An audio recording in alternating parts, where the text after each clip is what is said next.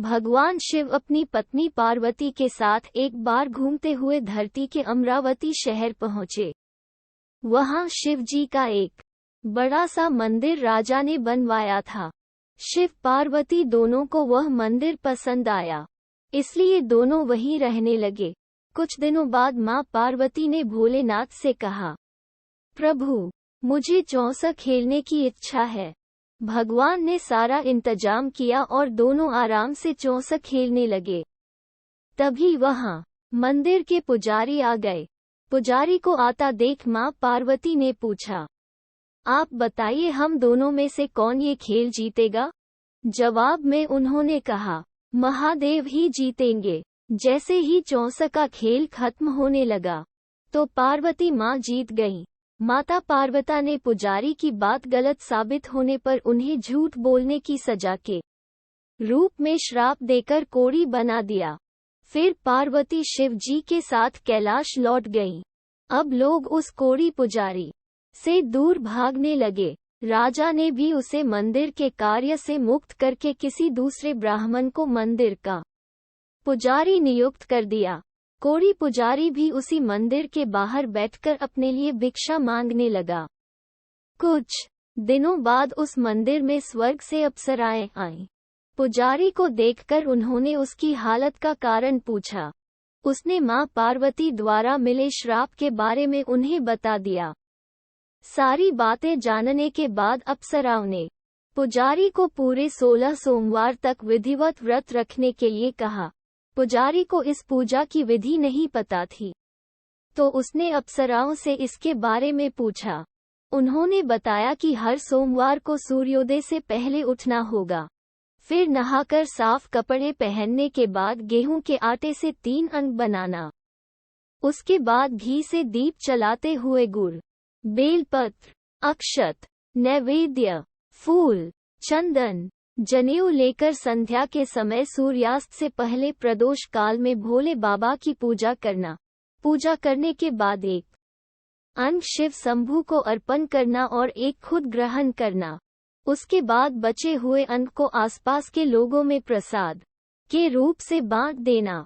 इस तरह पूरे 16 सोमवार करने के बाद सोमवार को आटा लेकर उसकी बाटी बनाना। फिर उसमें घी के साथ गुड़ डालकर चूरमा तैयार करना। इसका शिवजी को भोग लगाकर इसे आसपास मौजूद सभी लोगों को प्रसाद के रूप में बांट देना। इस तरह से व्रत करने से भगवान शिव तुम पर प्रसन्न होकर कोढ़ की समस्या दूर कर देंगे। ये सारी बातें बताकर सभी अप्सराएं स्वर्ग लौट गईं। उनके लौटने के बाद पुजारी ने हर सोमवार को विधिवत व्रत और पूजन किया। 16 सोमवार पूरे करने के बाद सोमवार को सबको प्रसाद बांटते ही उसके कोढ़ की समस्या दूर हो गई। पुजारी के ठीक होने पर राजा ने दोबारा उस मंदिर में पूजा पाठ करने का जिम्मा उसे सौंप दिया। होते होते एक दिन दोबारा भोलेनाथ अपनी पत्नी पार्वती जी के साथ उसी मंदिर में पहुंचे। पार्वती जी ने जब देखा कि वो कोढ़मुक्त हो गए हैं, जो उन्होंने पुजारी से पूछा कि ऐसा कैसे हुआ। जवाब में पंडित ने उन्हें 16 सोमवार व्रत करने की अपनी कथा के बारे में बताया। पुजारी की बात सुनकर मां पार्वती काफी खुश हुई। उन्होंने भी 16 सोमवार व्रत रखने की ठान ली। इसके लिए मां पार्वती ने पुजारी से पूरी विधि जानी और अपने नाराज बेटे कार्तिकेय को वापस पाने के लिए नियम से व्रत करने लगी। सोमवार को जब उन्होंने सबको प्रसाद बांटा तो उसके कुछ दिनों बाद ही कार्तिकेय लौट आए। उन्होंने मां पार्वती के पास पहुंचकर पूछा, माता, अचानक कुछ हुआ कि मेरा सारा गुस्सा ही खत्म हो गया। क्या आपने कोई उपाय किया था? जवाब में पार्वती जी ने 16 सोमवार के व्रत की कथा सुनाई। ये सुनकर कार्तिकेय को भी 16 सोमवार का व्रत करने का मन हुआ, क्योंकि वो अपने मित्र ब्रह्मदत्त के दूर जाने से दुखी थे। माता पार्वती से 16 सोमवार व्रत की विधि जानकर उन्होंने परदेश गए अपने दोस्त ब्रह्मदत्त की वापसी की मनोकामना के साथ व्रत शुरू किया। पूरे 16 सोमवार व्रत करने और उसके विधि विधान से समापन करने के कुछ ही दिन बाद कार्तिकेय का दोस्त लौट आया। वापस आने के बाद ब्रह्मदत्त ने कार्तिकेय से पूछा, आखिर ऐसा क्या किया तुमने कि मेरा मन बदल गया? मैं बिल्कुल भी वापस आना नहीं चाहता था, लेकिन एकदम तुम्हारा ख्याल आया और मैं लौट आया। कार्तिकेय ने भी अपने दोस्त ब्रह्मदत्त को 16 सोमवार व्रत की महिमा के बारे में बताया। इसके बारे में जानने के बाद ब्रह्मदत्त ने भी व्रत रखना शुरू कर दिया। व्रत खत्म होते ही वह अपने दोस्त कार्तिकेय से विदा लेकर यात्रा पर निकल गया। दूसरे नगर पहुंचते ही ब्रह्मदत्त को पता चला कि राजा हर्षवर्धन ने अपनी बेटी गुंजन के विवाह के लिए स्वयंवर रखा है। राजा की प्रतिज्ञा है कि उनकी हथिनी जिस भी लड़के के गले में माला डालेगी, वही उसकी बेटी से विवाह करेगा। उत्सुक होकर ब्राह्मण भी महल पहुंच गए। वहां कई सारे राजकुमार थे। उसी वक्त हथिनी ने अपने सूंड में माला उठाए और ब्रह्मदत्त के गले में डाल दी। राजा ने अपनी प्रतिज्ञा को पूरा करने के लिए ब्राह्मण ब्रह्मदत्त से अपनी बेटी का विवाह करवा दिया। शादी के बाद ब्राह्मण से उसकी पत्नी ने पूछा, आखिर आपने ऐसा कौन सा अच्छा कार्य किया था कि हथिनी ने सबको छोड़कर आपको मेरे लिए चुना? ब्रह्मदत्त ने उसे 16 सोमवार व्रत के बारे में बताया। राजकुमारी ने ये सब जानने के बाद अपने पति से विधि पूछकर व्रत करना शुरू कर दिया। व्रत के समापन के बाद उसे एक सुंदर सा बेटा हुआ, जिसका नाम गोपाल रखा गया। गोपाल जब बड़ा हुआ तो उसने अपनी माँ से पूछा, आखिर मैं आपके ही घर पैदा क्यों हुआ? कौन सा शुभ कर्म आपने किया था? गोपाल को उसकी माँ गुंजन ने 16 सोमवार व्रत कथा सुनाई। गोपाल ने भी शिव भगवान की महिमा जानने के बाद बड़े से राज्य को पाने की चाह में 16 सोमवार व्रत रखना शुरू कर दिया। व्रत पूरा होते ही एक दिन पास के ही राजा को गोपाल पसंद आ गया। उन्होंने अपनी बेटी मंगला से उसकी शादी करवा दी। कुछ ही दिनों बाद उस राजा का देहांत हो गया। अब गोपाल ही पूरा राज्य संभालने लगा।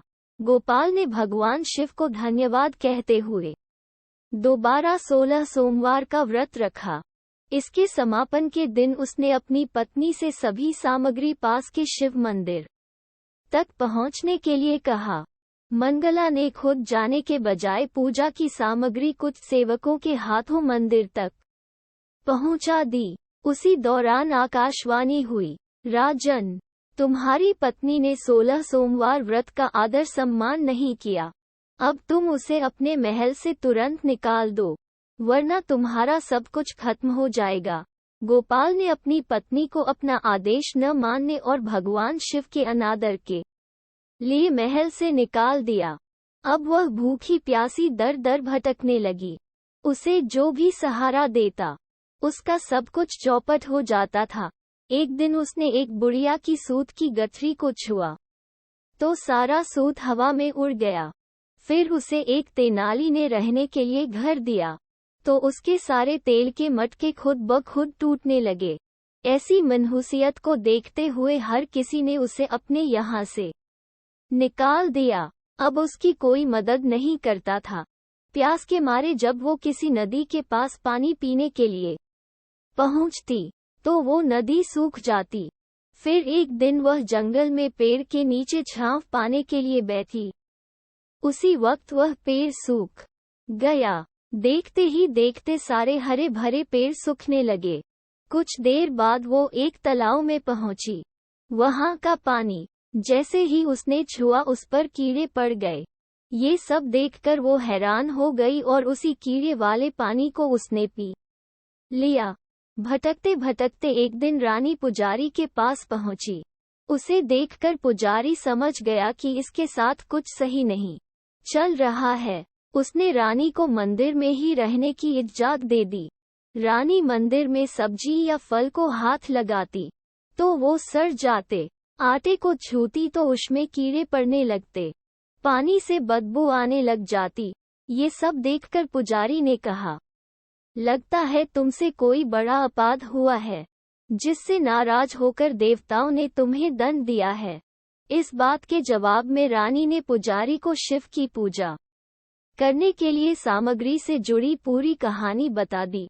ये बात जानने के बाद पुजारी बोले, तुम कल से ही 16 सोमवार का व्रत करना शुरू करो। इससे प्रसन्न होकर भोलेनाथ तुम्हें माफ कर देंगे। पुजारी से 16 सोमवार की विधि समझने के बाद अगले ही सोमवार से रानी से व्रत रखना शुरू कर दिया। पुजारी उसे हर सोमवार को व्रत कथा भी सुनाते थे। सोमवार को जैसे ही रानी ने अपने व्रत का समापन किया, वैसे ही राजा को अपनी पत्नी की याद आई।